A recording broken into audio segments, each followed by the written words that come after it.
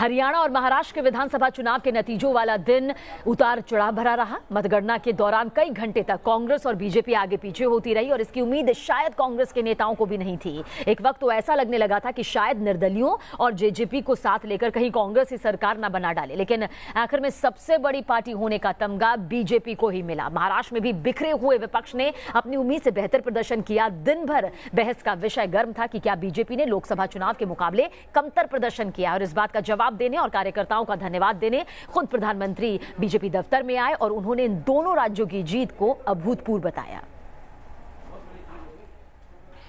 50 वर्ष में एक भी मुख्यमंत्री पूरे 5 साल वहां महाराष्ट्र की सेवा नहीं कर पाया।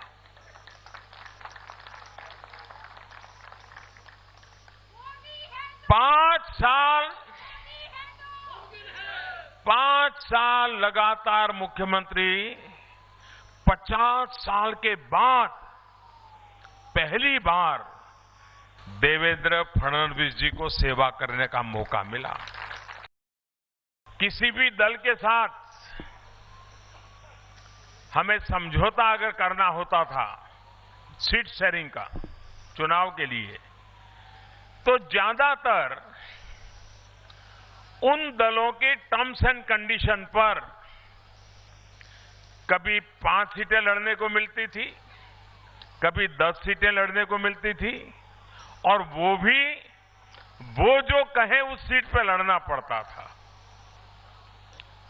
और कभी 2 आंख पार कर जाए हम जीतने में, यानी 10 या 10 से ज्यादा सीट आ जाए, तो ये हमारा बहुत बड़ा सौभाग्य हुआ करता।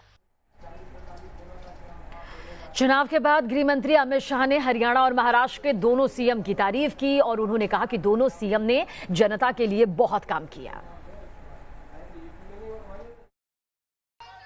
श्री देवेंद्र फडणवीस और मनोहर लाल खट्टर जी ने दोनों राज्यों की जनता के विश्वास पर खरा उतरते हुए ये सरकारें चलाई, और 5 साल पूर्ण करने के बाद जब चुनाव का नतीजा आया, मुझे इस बात का आनंद है दोनों जगह भारतीय जनता पार्टी की विजय हुई है।